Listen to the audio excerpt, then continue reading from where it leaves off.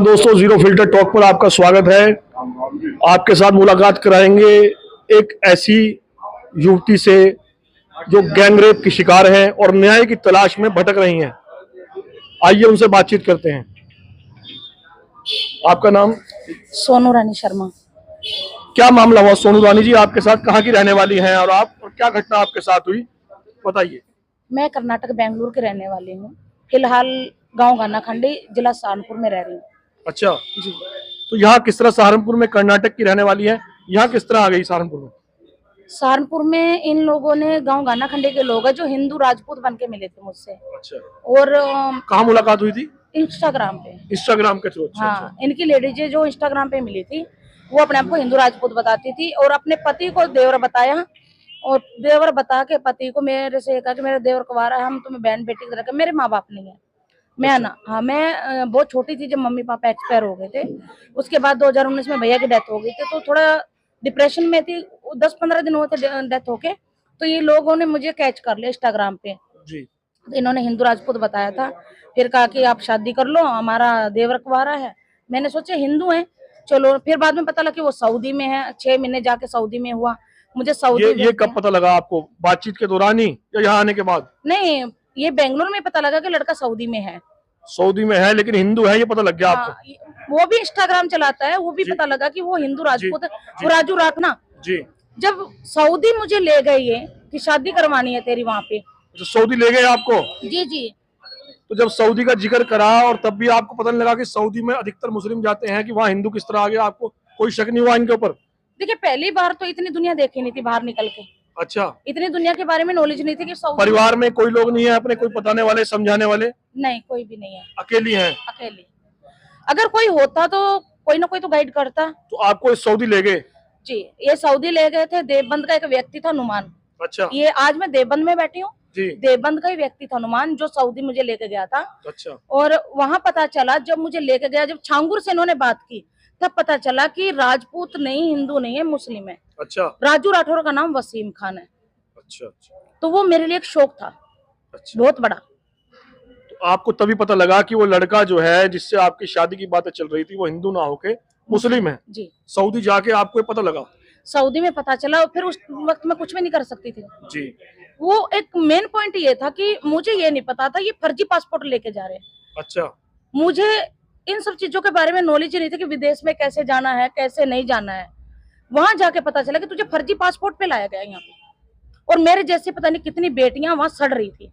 वहां लैटरिन के गड्ढों में लड़कियां डाल रखी थी। ये कहते थे जो इस्लाम में आएगा वो बाहर आएगा, नहीं तो यहाँ सड़ के मरो। सऊदी जाने से पहले आपको सहारनपुर नहीं लाया गया? नहीं। अच्छा, सीधा नहीं, ये मुझे सऊदी जाने से पहले दिल्ली लेके आए थे, सहारनपुर नहीं लेके आए। दिल्ली लेकर आए? दिल्ली इंदिरा गांधी एयरपोर्ट से इन लोगों ने मुझे भेजा। दिल्ली में इन्होंने कमरा ले रखा था। अच्छा। उसके अंदर एक छोटा सा टेम्पल वगैरह सब इन्होंने पहले से इतना अरेंजमेंट कर रखा था कि मैं कंफ्यूज थी। मैं सोच समझने की कोई शक्ति नहीं। आप जो है बालिग हैं, लेकिन वो आपको सऊदी लेकर जा रहे हैं, आपको कुछ महसूस नहीं हुआ क्यों लेके जा रहे हैं तुम्हें सऊदी? देखिए, इन्होंने ये कहा था कि शादी करनी है 6 महीनों से जाके, और 6 महीने 1-1.5 साल बाद तुम वापस आ जाओगे। अब मुझे ये थोड़ी पता था कि लड़कियां का ट्रांसपोर्ट करते हैं, ये लड़कियां ट्रैप करते हैं, ये थोड़ी पता। मतलब कोई आजकल किसी लड़की की शादी होती है, थाईलैंड जाती है, दुबई जाती है, मनाली जाती है, शिमला जाती है, आपको लेके जा रहे हैं सऊदी, आपको तब भी कोई शक नहीं हुआ? कोई शक होने ही नहीं दिया। अच्छा। ये इनकी पूरी प्री प्लानिंग जो इतनी डेंजर थी कि मैं समझ नहीं पा रही। इनके 500 से ज्यादा एजेंट है जो यही काम करते हैं, लड़कियां ट्रैप करते हैं। अच्छा। हाँ, और एजेंट 500 से ज्यादा, और गुर्गे हजारों की तादाद में यहाँ सहारनपुर, देवबंद, मुजफ्फरनगर, अमरोहा, अम्बेटा, सरसावा, गांव गानाखंडी में आम है। तो सऊदी जाके फिर क्या घटनाक्रम हुआ आपके, उसके बारे में बताइए कुछ। घटनाक्रम तो बहुत कुछ हुआ। 3 महीने बिना मर्जी के, किसी लड़की के बिना मर्जी का उसका शोषण करना पड़ता है। तो रेप ही होता है वो। मांग में सिंदूर भर देने से, मंगलसूत्र बांध देने से बीवी नहीं बन गई मैं उसकी, क्योंकि वो मुस्लिम है, मैं हिंदू हूँ। वो शादी वैलिड नहीं है। फिर भी इन लोगों ने मुझे, जब मैंने आवाज उठाने की कोशिश की, प्रशासन ने मेरी आवाज दबाने की कोशिश की, मुझे वापस मेरा फिर यहाँ सहारनपुर बुलाया। मेरी न्यूड वीडियो फोटो थी। अच्छा। जिसपे ब्लैकमेल करते हैं। ऑनलाइन ट्रांसलेट मेरे पास है, जो मैंने किया, पैसा डाला है 10 लाख ऑनलाइन। मेरा गोल्ड, मेरे डॉक्यूमेंट सब इनके कब्जे में है। आज तक दिया नहीं। प्रशासन इतना नालायक है ये नालायक प्रशासन है, जो सरकार नालायक है। इसमें प्रशासन अपनी मनमानी करती है, नंगा नाच नाचती है। आज तक मेरे डॉक्यूमेंट कुछ दिलाने की कोशिश नहीं की, अन्यथा मेरा गैंगरेप तक हुआ शर्माती बोलते हुए। पर मुझे ये खरीदनी पड़ती है बात, मुझे इंसाफ चाहिए, मैं इंसाफ चाहिए। मैं वो लड़की नहीं हूँ कि मेरा रेप हो गया और मैं चुपके घर में बैठ जाऊंगी, नहीं, मेरी मर्जी से नहीं हुआ। कितने लोगों के खिलाफ आपने रिपोर्ट दर्ज कराई?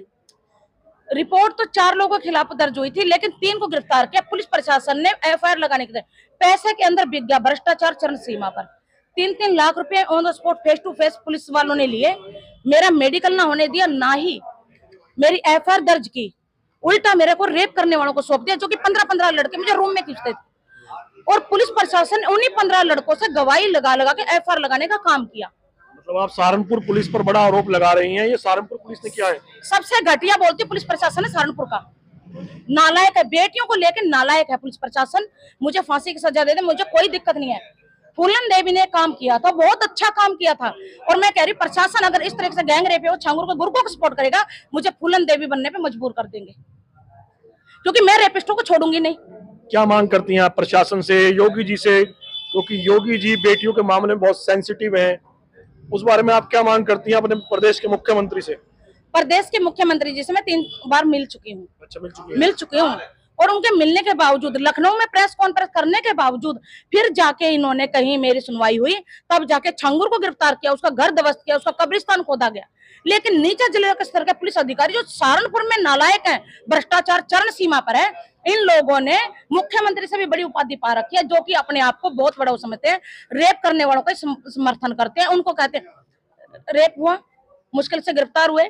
एफआईआर लगाने के चक्कर में जिन लोग रेप करने में शामिल थे, धर्म परिवर्तन करवाने वाले लोग थे, उन्हीं से गवाहियां ली गई।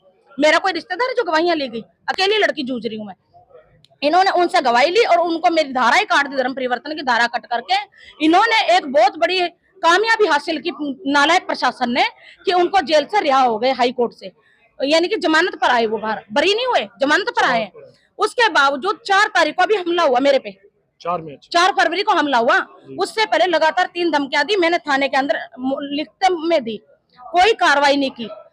4 तारीख को मेरे साथ मारपीट हुई, जान से मारने की धमकी दी। जिला उपाध्यक्ष बैठी है, इनके घर से आ रही थी मैं, रात के 9 बजे इनके घर से आ रही थी, और मेरे पे 4 तारीख को मारपीट हुई, हमला किया और जान से मारने की धमकी दी। मैंने रात को ही एसएचओ को सूचना दी, रातों रात एसएचओ को सूचना दी, राष्ट्रीय अध्यक्ष को सूचना दी, हमारे चाचा चौधरी वीरेंद्र सिंह गुज्जर को और पुलिस प्रशासन को। मैंने फेसबुक पे एक पोस्ट की कि आज मेरे साथ हमला हुआ, मेरा फोन स्विच ऑफ था, मेरे फोन में प्रॉब्लम है, मेरा फोन इनके कब्जे में है।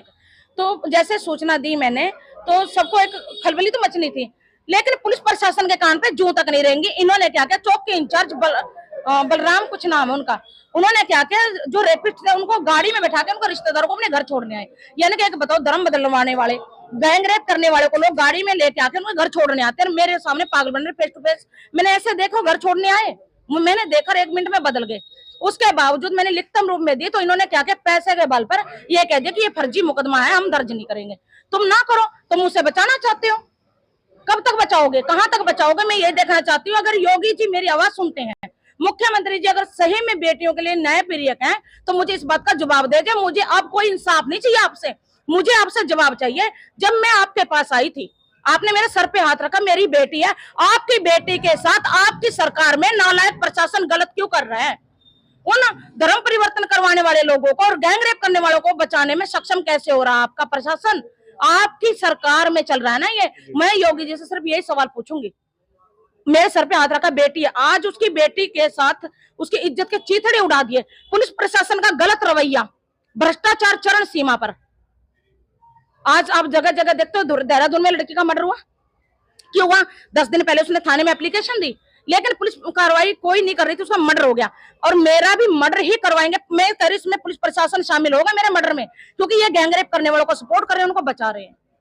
आपने देखा कि ये थी सोनू शर्मा, जो गैंगरेप पीड़िता हैं, लव जिहाद के शिकार हैं, और सहारनपुर पुलिस प्रशासन पर बड़े गंभीर आरोप लगा रही हैं, और यहाँ तक आरोप लगा रही हैं कि प्रशासन और पुलिस आरोपियों के साथ मिली भगत करके मिला हुआ है, इन्हें इंसाफ नहीं मिल रहा। अब देखते हैं कि मुख्यमंत्री योगी आदित्यनाथ और प्रदेश की भाजपा सरकार इन्हें किस तरह न्याय दिलाती है। अपने कैमरामैन, अपने सहयोगी मोहित मल्होत्रा के साथ मैं गुरजोत सिंह सेठी, जीरो फिल्टर टॉक के लिए। धन्यवाद।